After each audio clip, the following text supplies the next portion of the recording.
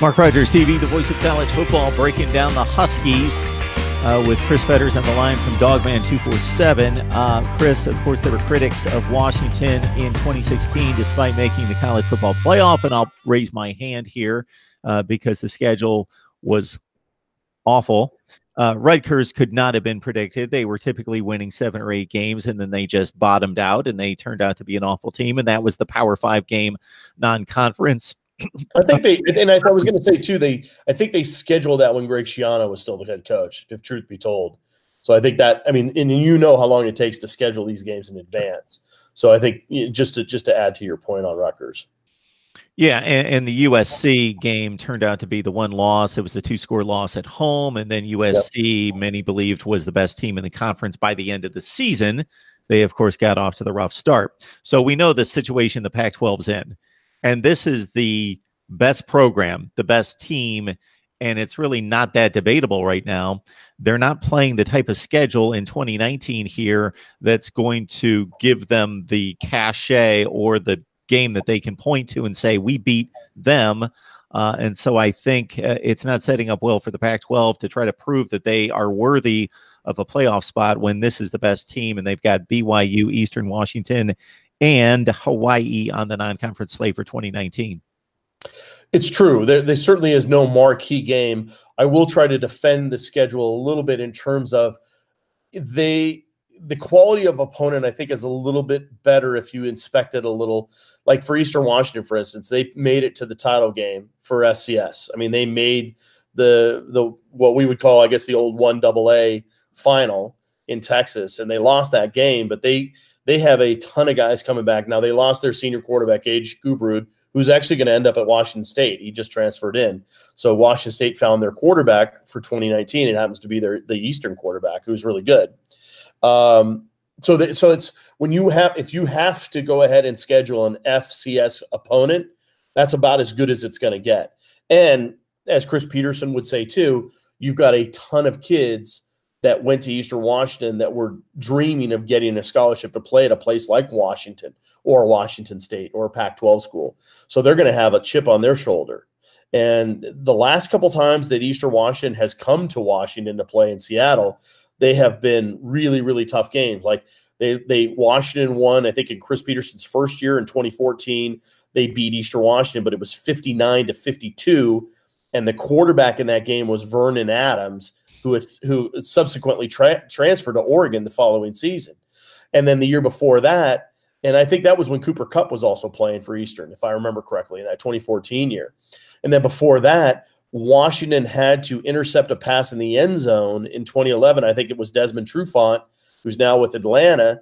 He had to pick off a pass in the end zone, final play of the game, to preserve a win against Eastern Washington. So Eastern's never been a pushover as far as UW's concerned. It may not look great on the schedule nationally, but those guys have always put up a fight. And then if you look at Hawaii and BYU, now BYU, you know, before Washington played them last year, they had gone to Wisconsin and beaten Wisconsin. That was considered one of the big upsets of the entire season up to that point. And so BYU can always cause problems. I mean, they've got the age thing going with half of their team, at least 3/4 of their team serving LDS missions. They come back and they're full of 24 and 25-year-old kids. They're playing. So a lot of times, you know, teams are playing these guys, and they're adults. So they're always going to have experience. They're always going to have some quality, and they go down to BYU to play. And it's been years since Washington's beaten BYU down there. I know the last couple times they haven't. So they're always going to put up a bit of a fight. I don't know if they've gotten their offense figured out.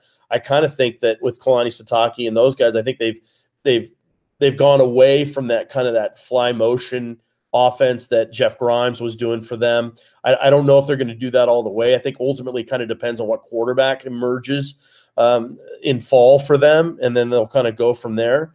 Their defense is always going to be solid. It wasn't spectacular last year, but it was certainly leagues above where it was before. But it was their offense that really struggled last year because Washington beat them 35-7, and that touchdown was basically one of the last plays of the game, and it was because of a turnover. Washington looked like they were going to shut them out easily before the end of the game. So that's I would assume a lot of people would have thought that was going to be the A game in an ABC schedule. It's going to be a B game at best. But then if you look at Hawaii, for instance, you know, Nick Rolovich has done nice things over in Hawaii. They've put together some good things. They had a really good offense last year. And I think with a Rolovich-led team, because he's a former quarterback, you should expect that they're going to have good offenses year in and year out. Now, I don't know what they're looking like at defense, but I will tell you that the Hawaii game is a really, really good game for Washington to have right now because of the recruiting that they're doing there, because of the pipeline they're trying to establish. So strictly from a recruiting standpoint, the Hawaii game can't come at a better time. But to your point, it just adds to what people are going to say looks like at best is a mediocre schedule, and they're not wrong. Yeah, so you make some good points about there being other factors and there being other incentives to put together a schedule than just, hey, we're trying to make a college football playoff. Well, I was going to tell you too, you point that out, and one of the main reasons Washington fans have always wanted to say, hey, Penn State, come out and play. Hey, Florida, let's have a home and home. People don't realize that the reason why Washington can't really attract teams from the SEC, for instance, or the ACC, they'll get Big Ten guys because Big Ten will come out and recruit here. Big Ten, Michigan and Ohio State and those guys, they'll come out because Washington has home and home with Ohio State, Michigan, and Michigan State coming up in the next 10, 15 years. So that will happen. But as far as SEC and ACC, if they don't feel like they can come out and legitimately recruit out here, they will never come and play at Oregon. They will never come and play at Washington. They will never come and play at like Utah or Colorado. It just won't happen. Let alone the Arizona schools or the LA schools. And they would have a lot more incentive to go down there because weather-wise it's better, it's more conducive, it's similar. And in LA, if you can't attract an SEC school to LA, for instance, then you're never going to be able to compete with the rest of the Pac-12 in terms of trying to get one of those big powers. And so, you know, I know the fans love to see that kind of stuff. I think it'd be great for college football, but there's a reason Chris Peterson insisted that this game with Auburn, for instance, last year was in a neutral site and it was in a dome. It was because they needed the climate control. It's because Washington can't simulate the humidity that they would have experienced if they had been like at Jordan-Hare in Auburn, for instance. You just can't do it. And so it'd be really setting them up and putting them in a very unfair situation. So there's legitimate arguments on both sides why these home and home situations with these cross-country kind of powerhouses, or however you want to call them, big programs, they're just never going to happen, unfortunately. So everything that you've just said has been borne out on the recent schedules. It's history. It's documented. It's there. Michigan travels out west. Ohio State, all the schools that you just mentioned. Iowa's gone to Arizona State. Michigan's gone to Utah very recently. They've all gone to Oregon, Washington State. Ohio State had a home and home with Cal. I could go on through the Big Ten. They've traveled.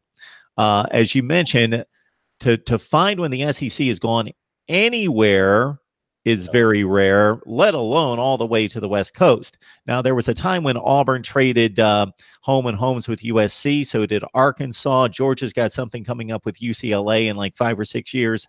So I think they've been pushed a little bit to try to do that. And like you say, that's Southern California, where the SEC has had some recent success pulling some recruits out of Southern California. But to get them to go up to, I believe we've got Auburn and Oregon, but of course they're playing in Texas. They're not doing a home and home coming up this season. It's interesting, though. I think the Big 10 or the Big 12 is kind of the big question mark to me. I don't understand why. I mean, obviously, Oklahoma and UCLA have had their recent run, but I just never have understood why Texas is going to have this stuff with USC, and they have a great history with USC. Excuse me.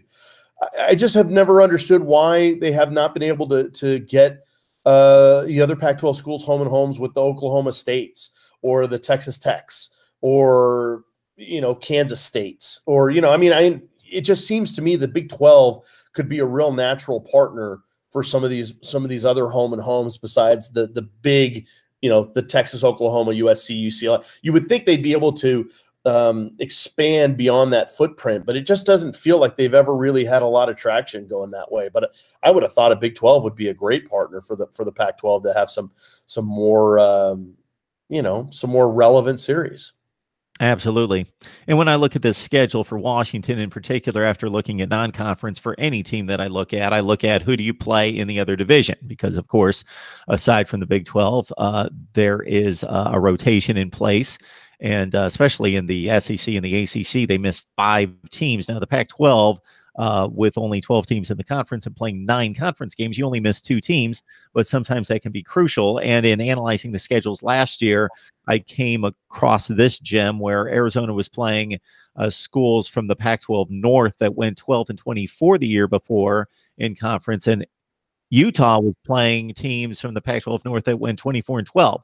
So I was calling that out because I think the schedule could be much more balanced, but certainly the Pac-12, because of the 12 schools instead of 14 and because of the 9 conference games, runs into inequity a lot less than the other major conferences. And so you miss UCLA and Arizona State. I'm glad to see USC on the schedule, and it's rather a fair schedule. UCLA and Arizona State are middling teams, especially, of course, the Bruins coming off 3-9. Absolutely, and this is why I think a lot of people could be high on Washington in 2019 is because a lot of their big time games, whether you're looking at Oregon, Washington State, to see if they come back and have the same kind of season they had last year, those games are going to be at Husky Stadium.